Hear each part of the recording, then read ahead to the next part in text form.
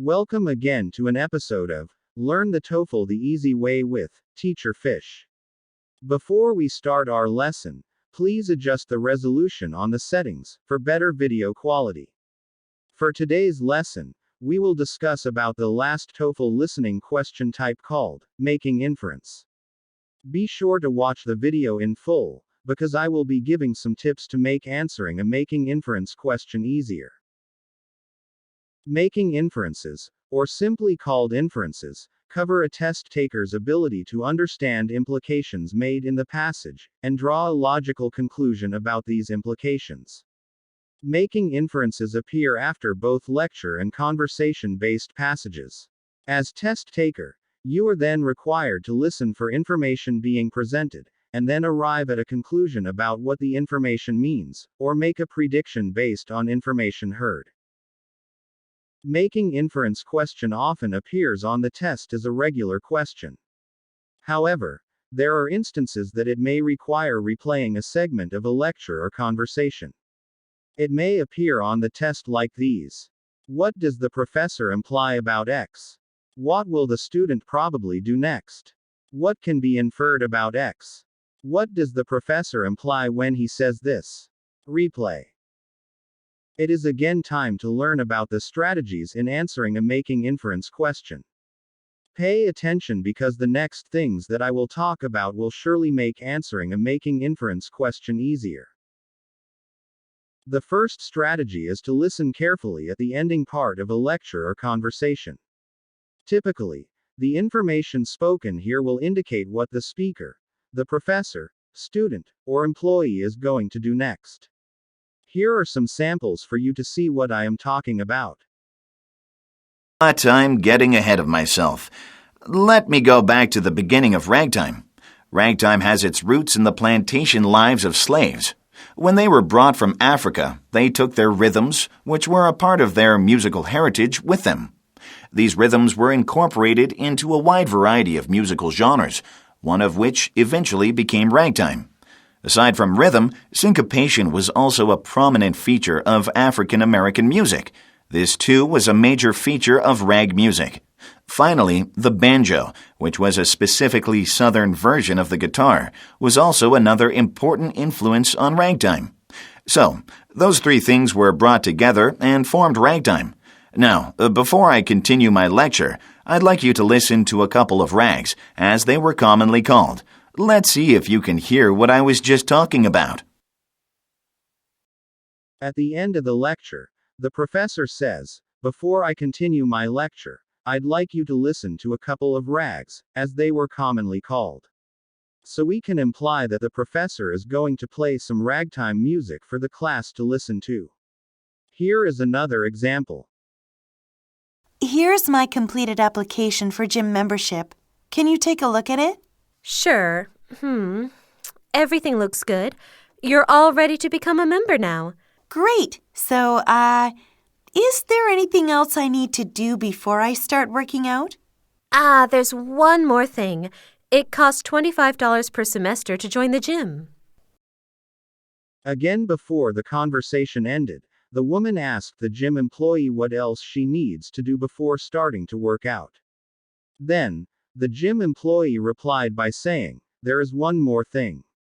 It costs $25 per semester to join the gym." Based from the context of the speaker's conversation, the student will probably pay her membership fee. Remember, almost at the end of a lecture or conversation, when a speaker hints at what he or she is probably going to do next, anticipate that an inference question will be asked about it. The second strategy is to again read between the lines. Try to understand the implications that the speaker is making. Now remember, in an inference question, you are not asked to interpret the literal or exact meaning of a piece of information, but instead infer the second meaning or figurative meaning of what is said. Let us again learn how you would read between the lines. As mentioned in our previous question types, speaker's attitude and understanding function, where reading between the lines is very helpful. The first thing to do is to rely on the surrounding statements, and connect them with the topic being asked. Based on given facts, try to make a prediction and arrive at a logical conclusion. For example, if on the way to school, you realize that you do not have your house key, then remembered the last place you saw it was in the living room, you might infer that it is in the living room. Now it might not be there, but based on what you can remember, in which case stands as evidence, led you to the logical conclusion that your house key is actually in the living room. Another is, often when a making inference question is asked, especially a replay, the speaker uses words that may be unfamiliar or even at times may use figures of speech. Interpret them based on the context of the dialogue or speech. For instance, you tried out for the track team of your university, and the coach said, "You run like the wind," it means that you run very fast. Or, your friend noticed that your 3-year-old brother is very playful past bedtime. He may comment, "Your brother is a night owl," which means that he is most active at night. And so, let us have the third strategy. It is to make use of word substitutes or paraphrases. Remember that most of the words in the correct answer choice will not be the same as the ones heard in the lecture or conversation. If in the lecture, the professor says, "The Pterophyllum altums are exclusively collected in the waters of Rio Atabapo and Rio Orinoco," and the question asks about what can be inferred with the statement, the correct answer should be something that talks about its rarity in the hobby and where it is caught. For example, altums are seldom seen in the hobby because it is not a species that can be caught in just any freshwater habitat. For the last tip, pay attention to the entire part of the lecture or conversation that is replayed. Although the question might ask about a specific piece of information, having a good grasp of the entire replayed part will help determine what the speaker means or implying. Let us again have this sample.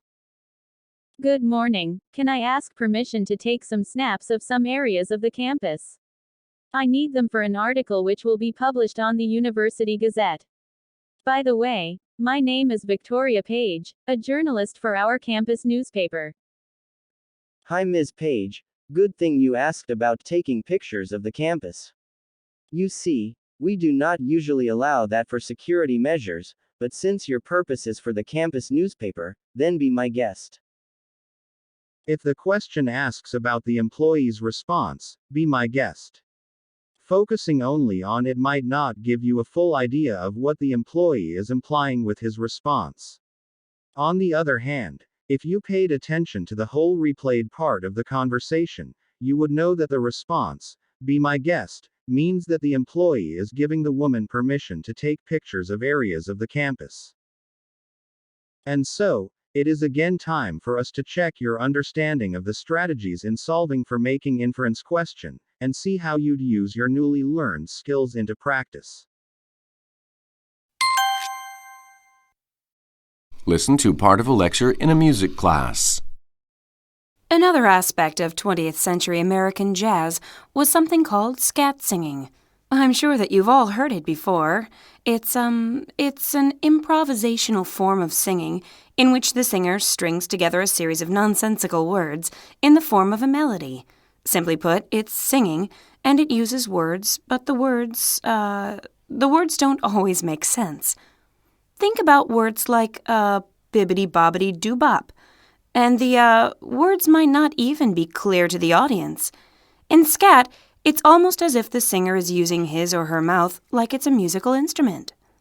I heard that scat originated in Africa. Is that true, or did it come from somewhere else? Good question, Susan. To be honest, scat's origins are in dispute. First, it's definitely an American creation and not an African one. Some musicologists believe scat singing comes from slave songs from the 19th century. These were sung by people who came from Africa. That could be the African connection you're thinking of. Yet others claim that scat has its roots in the early 20th century in the jazz era. Jazz musicians often sounded out melodies with their voices before attempting to play them on their instruments. In fact, Louis Armstrong is occasionally credited with inventing scat singing. Whatever its origins may be, scat was well established in the U.S. by the 1920s. Yet you won't find any sheet music or lyrics for it. The words were improvised, and they often changed from performance to performance. One of the most famous scat singers was Ella Fitzgerald. She debuted at the world-famous Apollo Theater in Harlem, New York. During the 1940s, she began using scat singing. Today, that's what most people remember her for. So I suppose that now is as good a time as any to listen to her perform. What will the professor probably do next?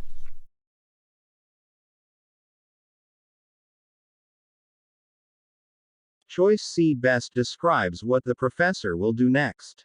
She tells the students, "So, I suppose that now is as good a time as any to listen to her perform."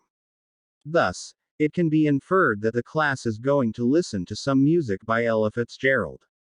Both choices A and B are wrong because the professor has already covered both topics.